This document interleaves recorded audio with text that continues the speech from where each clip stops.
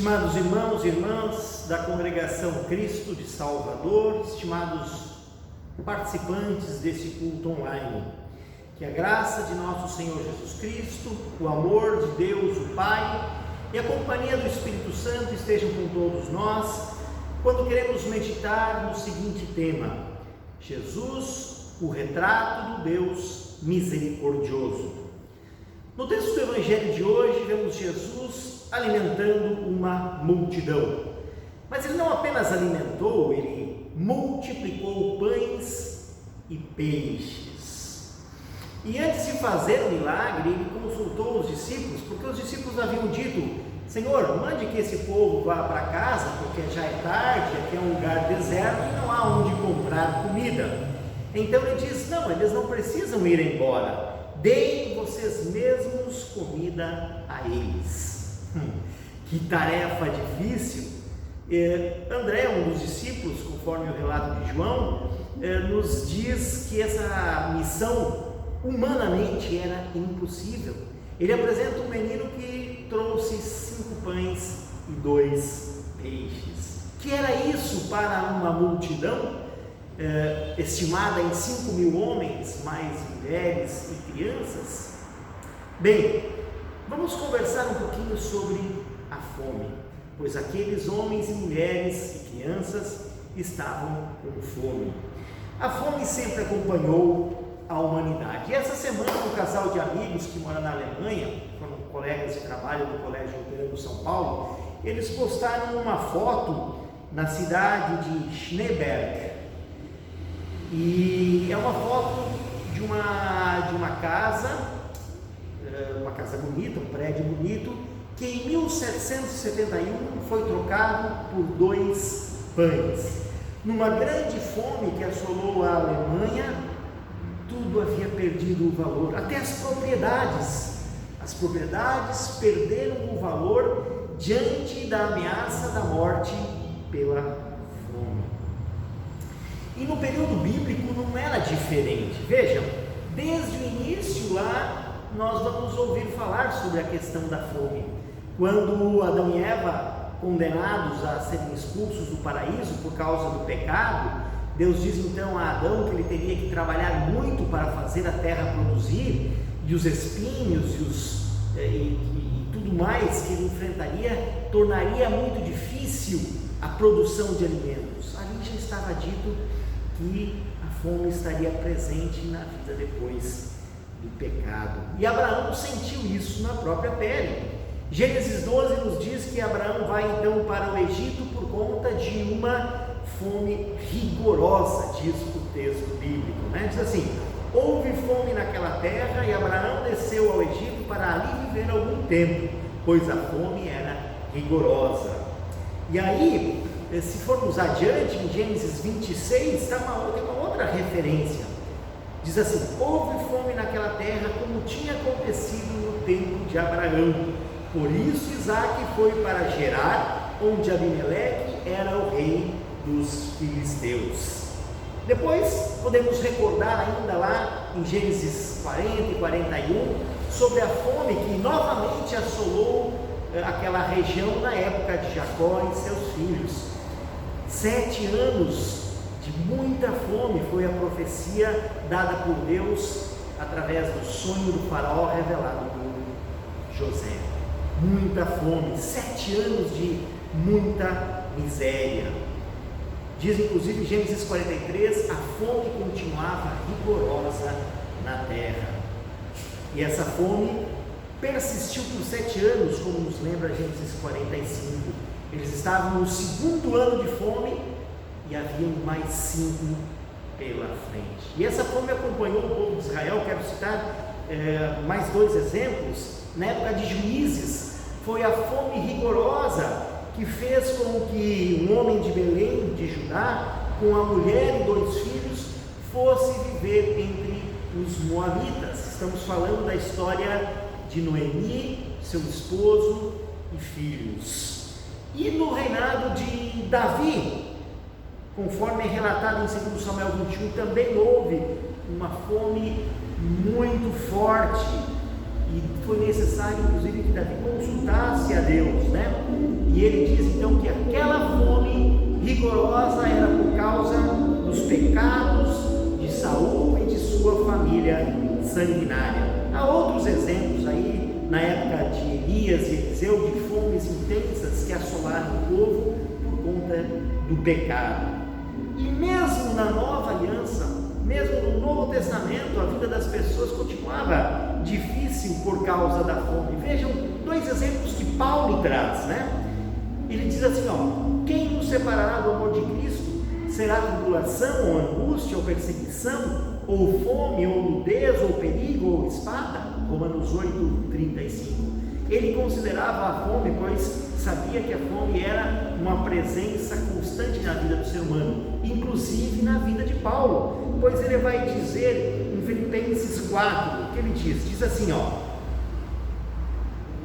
sei o que é passar necessidade e sei o que é ter fartura. Aprendi o segredo de viver contente em toda e qualquer situação, seja bem alimentado, seja com fome, tendo muito ou passando necessidade. Paulo então vivenciou isso aí, assim como os israelitas vivenciaram também no deserto. E Jesus continua com essa preocupação. Ele sabe da fome do povo, ele sabe da necessidade do povo. Por isso ele diz em Lucas 6, bem-aventurado vocês que agora têm fome, pois serão satisfeitos. Mais adiante, inclusive, em Mateus 15, depois do texto que nós lemos hoje nós lemos 14, 13 a 21, em Mateus 15, Jesus alimenta novamente uma multidão e diz que eles estão há 3 dias com os discípulos, com Jesus e os discípulos, e aquilo que eles tinham levado para comer, o lanchinho que eles levavam nessas viagens, já tinha acabado, eles estavam novamente com fome. Para finalizar sobre esses exemplos, quero dizer das palavras de Jesus ao falar do grande julgamento. Ele diz: aqueles que foram salvos, pois eu tive fome e vocês me deram de comer, tive sede e vocês me deram de beber, fui estrangeiro e vocês me acolheram, necessitei de roupas e vocês me vestiram, estive enfermo e vocês cuidaram de mim. Mateus 25, versículos 35 e seguintes. Portanto, Jesus também tinha essa preocupação com a fome das pessoas, pois a fome era uma constante na vida deles. O próprio Jesus cita na parábola do pai amoroso o filho pródigo que vai, esbanja tudo que o pai havia lhe dado e no final passa fome. Havia uma grande seca no país e ele passou necessidade. É importante dizer que Jesus, no texto do Evangelho, ele sente pena, ou numa tradução melhor, ele tem misericórdia, pois o verbo splangnitzomai, ele pode ser traduzido como ter compaixão. Essa é a melhor tradução, e é assim que ela aparece tanto em Mateus quanto nos demais evangelhos. Sempre que Jesus está diante de pessoas que carecem profundamente de algo e por si só não conseguem sair dessa situação, Jesus tem misericórdia, Jesus tem pena deles. E aí aparece esse verbo utilizado no texto de hoje. Esse verbo então é utilizado, por exemplo, quando Jesus encontra 2 cegos e se compadece deles. Texto narrado em Mateus capítulo 9, versículo 27 e seguintes. O mesmo verbo, ter compaixão. E também quando Jesus alimenta a multidão, no texto, no exemplo há pouco dito, em Mateus 15, é dito que Jesus também tem compaixão daquela multidão. E para finalizar, na parábola do credor incompassivo, narrado por Mateus também, em Mateus 18, quando o rei se compadece do seu servo, que tem uma dívida impagável, é o mesmo verbo que é empregado, ter misericórdia, ter compaixão. E em cada ocasião em que este verbo é empregado para falar de Jesus, sempre há uma ação de Jesus em favor dos que estão carecendo algo. Jesus se compadece e Jesus age. Jesus vai ao encontro. Fé exige ação. Misericórdia e amor têm reflexos também, têm ações na nossa vida. São as respostas ao amor de Deus. E se não tiver uma resposta, uma ação concreta da nossa parte, algo está acontecendo de errado conosco. Se não estamos sentindo misericórdia pelo próximo, há algo de muito errado. Jesus, ele se identificava com as pessoas, ele se identificava com todos os que necessitavam, e ele reagia. É dito que Jesus curou muitos doentes naquela ocasião. Mateus 14, há pouco lido. Jesus curou, diz o texto, Jesus curou os seus doentes. Isso aqui é interessante, inclusive, destacar que o termo usado por Mateus, arostos, não é simplesmente doente, ou não é especificamente doentes, né, como nós entendemos, mas também doentes e enfraquecidos. É dito então que Jesus curou os seus doentes. Vejam, uma identificação. Jesus curou os doentes daquele povo que o procurava, daquele que os seguiam. Aliás, a palavra seguir ali não é como os discípulos eram seguidores de Jesus, eram pessoas que foram ao encontro pela fama de Jesus, pois a fama se espalhava, apesar de Jesus ter sido rejeitado em Nazaré. Jesus então se identifica com as pessoas e cria uma conexão com elas. Assim, devemos pensar em algo. Jesus tem então domínio sobre as ações e sobre as situações. Ele tem um domínio sobre a criação. Ele cura as doenças, ele fortalece os enfraquecidos e ele também age na matéria, multiplicando os pães, demonstrando também um domínio sobre as leis da física. Compaixão e misericórdia. Jesus tem compaixão e misericórdia de todos os que se aproximam dele, de todos os seres humanos, e considera todas as suas necessidades, tanto físicas quanto espirituais. Os leitores desse texto há pouco lido, e também cada um de nós, certamente conseguem fazer as conexões desse relato com os demais relatos da Bíblia, tanto as histórias do Antigo Testamento que já haviam ocorrido, bem como as histórias que iriam acontecer depois e no momento em que elas aconteceram. E para nós, lendo agora, 2000 anos depois, fazendo as conexões de todas as histórias. Vamos entender do que eu estou falando. Se olharmos para o texto da última ceia, até em termos de linguagem, os dois relatos, o do Evangelho de hoje e da última ceia, eles se parecem muito. Quando Jesus pega o pão, dá graças a Deus e então reparte, multiplica. O texto da multiplicação não está falando da Santa Ceia, é verdade, mas ele evoca aquele texto e faz uma conexão entre o alimento que Jesus nos dá, não só o alimento físico, o pão e o peixe da nossa história de hoje, mas também o alimento espiritual, seu corpo e sangue, o perdão e a salvação. Aqui é importante a gente pensar que este texto da multiplicação, juntamente com o texto da ressurreição de Jesus, são os textos, os milagres de Jesus, que são citados pelos 4 evangelistas. Os outros textos, os outros milagres, não são citados unanimemente pelos 4. Isso mostra que, para os leitores de Jesus e para aqueles que contaram a sua história, esses 2 eventos eram muito importantes. A morte e ressurreição de Jesus para perdão e salvação, e o milagre da multiplicação para alimentar as pessoas. Não é sem razão que os primeiros relatos das comunidades cristãs dão conta de que eles se reuniam para partir pão. Vocês percebem a conexão? Partir o pão. Assim como na Santa Ceia nós partimos o pão e temos comunhão com Deus e com Cristo e com os demais cristãos no partir do pão na Santa Ceia, pois nós podemos afirmar isso categoricamente.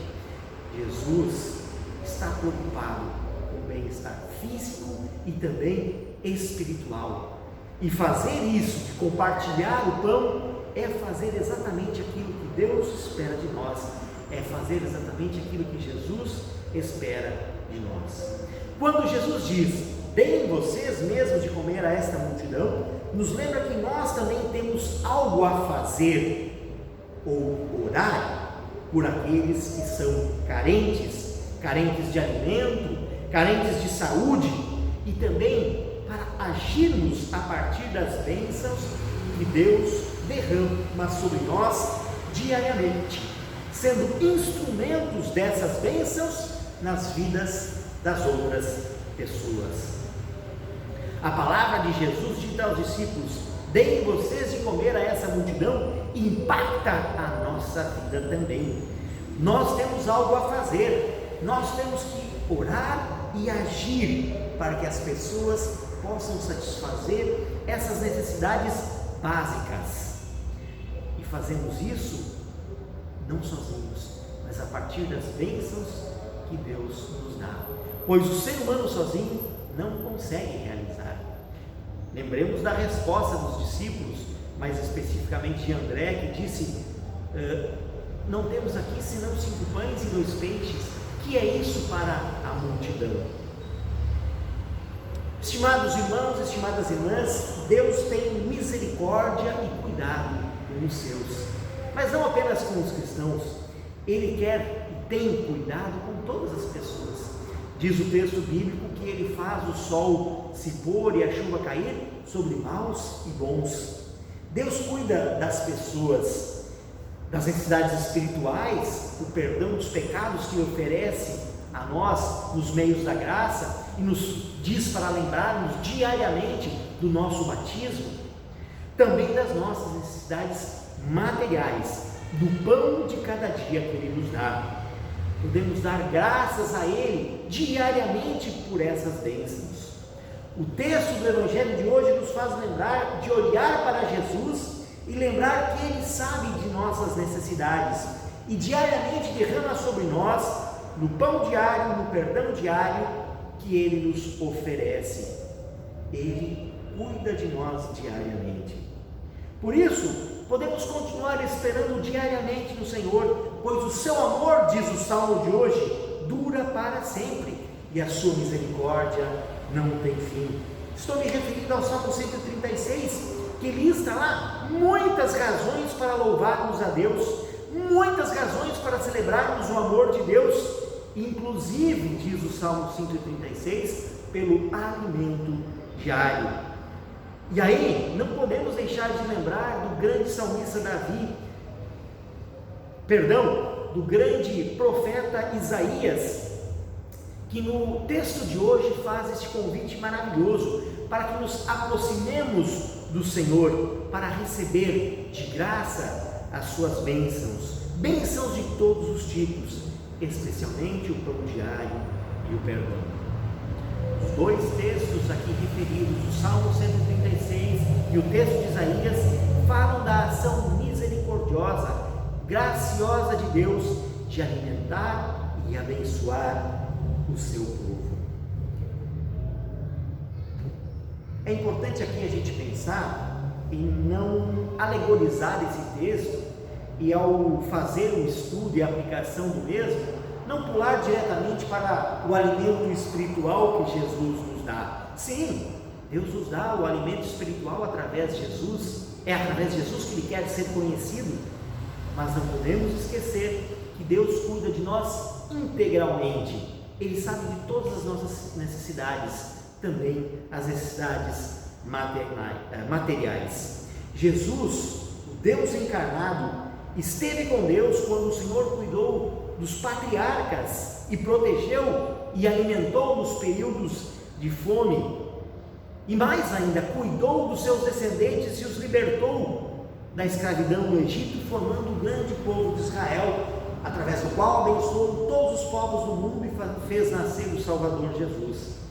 Da mesma maneira, Jesus continua cuidando de nós ainda hoje, e o faz também através de nós, os seus seguidores, as outras pessoas que necessitam. Quando nós oramos o Pai Nosso e pedimos o pão de cada dia, ou pedimos então que Deus nos perdoe, como perdoamos aqueles que têm uma dívida contra nós, o que estamos fazendo se não exercitar a misericórdia de Deus por nós e pelo nosso próximo? Somos chamados a compartilhar o pão e o perdão. Não está do lado da verdade ou da razão quem ora pedindo o pão diário ou o perdão e não oferece o pão e o perdão ao seu semelhante. Ajudar o próximo não é uma coisa fácil, e nos dias atuais parece bastante difícil.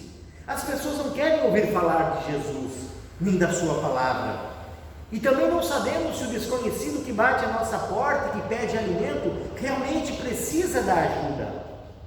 Não sabemos se isso é necessidade ou má fé. Muitas vezes nos perguntamos: há tanta gente precisando, por onde vamos começar? Olha, eu não sei a resposta, não sei por onde começar, mas não tenho dúvidas de que Deus vai nos mostrar por onde devemos começar. Nas oportunidades e nas necessidades diárias, é aí que devemos demonstrar misericórdia, amor às pessoas e gratidão a Deus quando compartilhamos um pouco daquilo que recebemos dele em benefício do nosso semelhante. Nessa pandemia, muitos têm precisado, e as nossas igrejas luteranas não têm ficado de fora. Há muitos relatos de auxílio que nos chegam diariamente. Sei que aí em Salvador vocês têm auxiliado pelas notícias que nos chegam, e aqui em Aracaju, muitos doadores para muitos necessitados. Mas ainda é pouco, muito ainda precisa ser feito. E como cristãos, nós precisamos compartilhar dessa misericórdia que Deus nos oferece. A ação misericordiosa de Jesus quando esteve entre nós e as ações que ainda hoje temos feito e Ele tem feito por nós, cuidando de nós, cuidando de nossas necessidades e nós cuidando das necessidades das pessoas, são um retrato de um Deus amoroso e misericordioso. Como Deus é conhecido senão pelo rosto amável de Jesus, que se preocupa com as nossas necessidades? Ou então das nossas ações, pois como Ele é conhecido hoje, além de ser conhecido pela leitura da Palavra de Deus? Sim, pelo rosto de cada cristão que vai ao encontro e acolhe os necessitados, que ajuda os seres humanos, que oferece o pão e o perdão na Palavra de Deus. Nós podemos fazer parte desse projeto de misericórdia de Deus, cuidando das necessidades do nosso irmão na fé e do nosso próximo, necessidades materiais e espirituais, cuidando com amor, como o samaritano fez. Estimados irmãos e irmãs, ao falar de fome, Jesus disse também no Sermão da Montanha que tenhamos fome e sede de justiça. E eu repito neste momento, que tenhamos fome e sede de justiça para buscar o que é certo e justo, para buscar ações governamentais para auxiliar os necessitados, mas também colocando nós mesmos a mão na massa para auxiliar os necessitados. Que saiamos ao encontro das pessoas e do próximo, dos necessitados, como nos recomendou Jesus mais de uma vez, e que tenhamos criatividade para fazê-lo, pois o momento atual de pandemia exige esta criatividade de nós. Tudo isso, tudo aquilo que faremos de misericórdia para com o nosso próximo, faremos para revelar o rosto misericordioso de nosso Senhor e Salvador a todas as pessoas. Que Deus nos capacite e nos ajude a cumprirmos esse seu convite, a cumprirmos esse seu chamado para alimentarmos as multidões, de pão físico e material para as necessidades materiais, e de perdão e de palavra de Deus para as necessidades espirituais. Que assim seja, em nome e por amor de Jesus. Amém.